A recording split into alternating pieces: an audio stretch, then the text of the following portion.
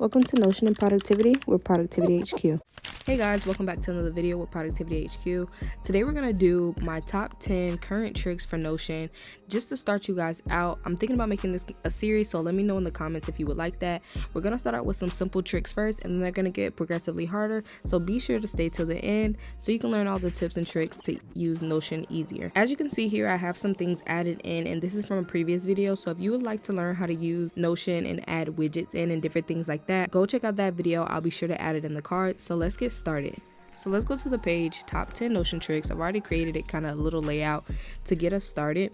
So the first thing that Notion has recently somewhat added in is a way to actually crop your images. So as you can see here, Notion actually lets you crop in different shapes and different things like that. So let's go ahead and do that. The first thing we're going to do is add the image in. So we're going to press the slash button, image, and I'm always using my keyboard most times to add certain things in, just so I'm not always just dragging and double clicking. So we're going to go ahead and select that image. It opens up in your files, and then in this top little box here it says crop image, and it'll populate in the middle for you.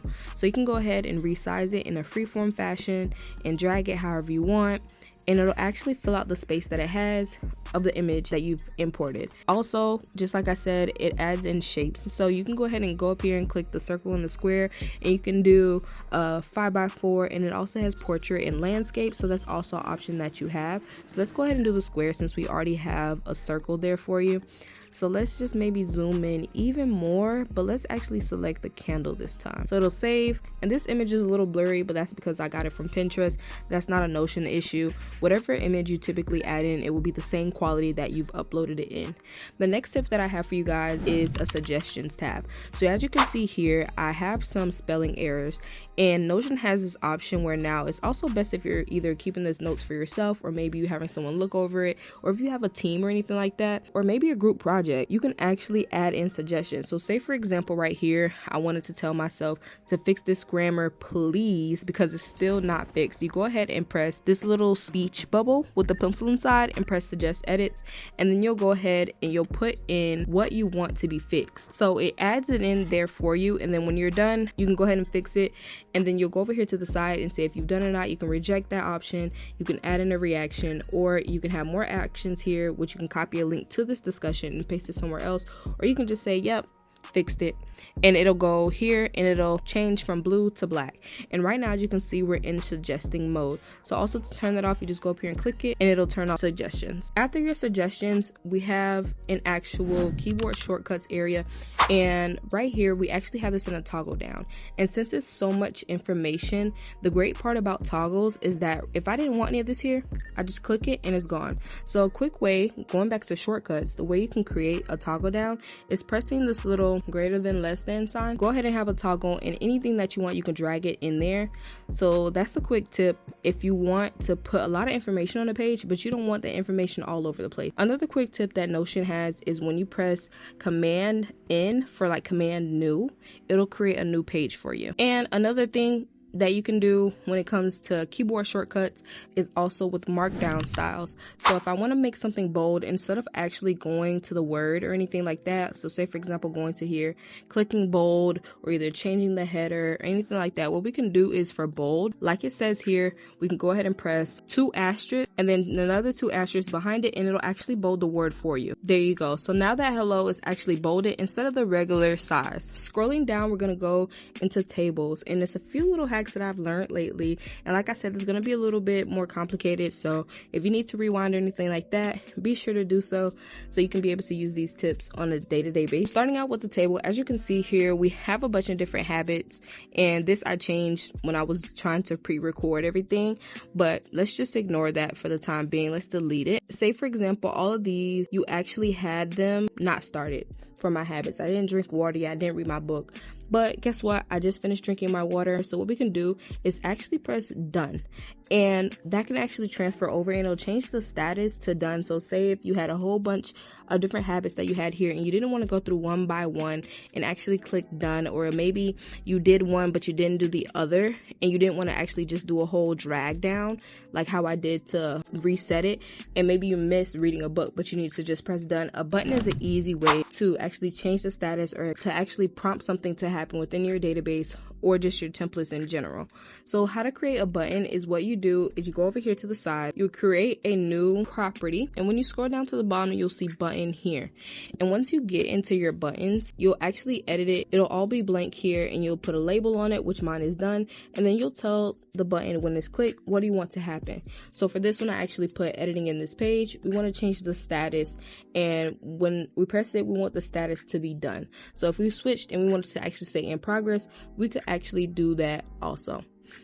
Another neat part about buttons is, as you can see this template down here, I didn't type any of this in. Well, not today. But the great part about buttons is you actually can create pre-made templates and import them in. So see how this template is actually within this button. So once I click this button, this template will automatically pop up. And I actually have another Notion template called Life Planner that shows the daily, weekly, and monthly layout for you guys. And it's actually a button format. So if you guys would like to check that out, click the link in the description and you'll be able to grab that life planner for yourself so you can easily track your day on your phone and even on your laptop without having to create a new planner or even purchase planners. And I'll actually give you a preview of that at the end of this video. So once you click daily plan, let me go ahead and delete all of this. Once you click it, it'll actually create that template for you without doing anything because it's already pre-saved. Going back to the database, another thing that Notion has added is a repeat for templates.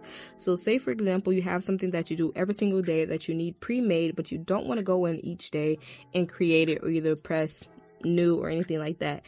You can go in here and click these three dots here on the right hand side and actually put where you want to repeat it. Do you want to repeat it daily, weekly, monthly, anything like that?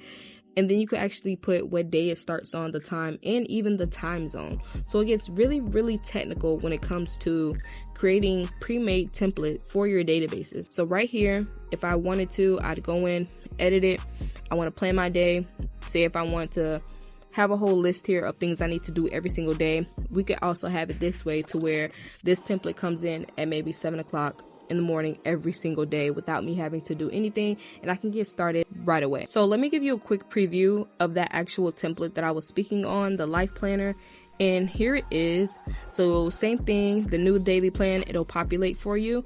And then here is the new weekly plan. And then also here is the new monthly plan. So if you were actually interested in this, like I said, check the description. It'll be in the links below as life planner. Going back to the tutorial, another thing that Notion has actually added in is the option to export. And when it comes to exporting, you can go ahead and export anything into any kind of format really. So what we can do here, this resume template that's included in my S.O.S System of Success Notion template that I've created, we can go ahead and press export. So if you wanted to actually have this template set up to a way where we export it and it becomes a PDF on its own, and we don't have to maybe go outsource and go to Canva or Word or anything like that. And like I've said in my previous video when I showed you guys the S.O.S template, you can always keep this updated so you don't have to jump back and forth from different apps trying to make sure that your resume is always updated with your experience or your schooling or anything like that. So let me show you how this looks once it's exported. Right here you have HTML, Markdown, and CSV. You can also say include databases, current view or default view. Do you want to include everything or do you want no images and no files? And scale percentage, and also the format you want it in, letter, legal, tabloid, A4, A3. We're gonna go ahead and export. I'm gonna show you guys exactly what that looks like. And once this exports, it goes straight to your desktop and you'll be able to see it. It'll come in a zip folder. You can change the name, let's say resume. So it'll be up here in the zip. We'll double click it, open it up. And then once we open it up, it'll look exactly like this. So if I had this actually formatted where it wasn't 3 different columns, it'll be single page just like this one is right here, because at the bottom of my Notion template with the resume it's actually 1 column. So right here you can see the whole resume on one sheet. So if I formatted this a little differently, I could already have my resume ready with everything that a job may need. And then also in this separate page right here, they have the actual cover that's on the Notion page.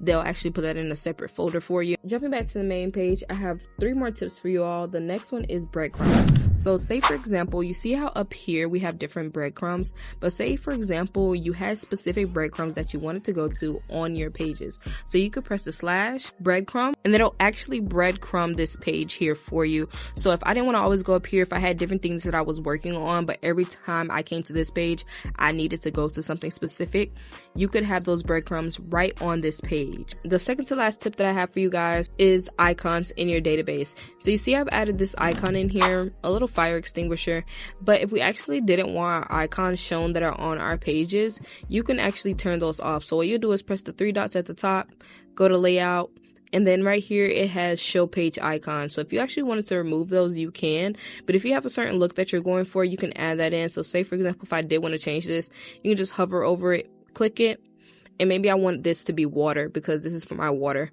and we can change it there just to add some kind of personality to your templates or your databases, just to keep it fun when staying productive. And the last tip that I have for you guys is actually another keyboard shortcut, and that is pressing Command P. And once you press Command P, it'll pull up all of your different databases and everything that you've created, and it sorts it by days, weeks, everything like that. And you can actually search for pages. So say for example, I wanted to actually look for my resume template. I can search for it in here, click on it, and it'll take me directly to that template. Those are the top tips that I have for you guys. Let me know if there's anything else that you guys would like to learn, or what should the next video be, and let me know if these tips actually helped you all. Thanks for watching.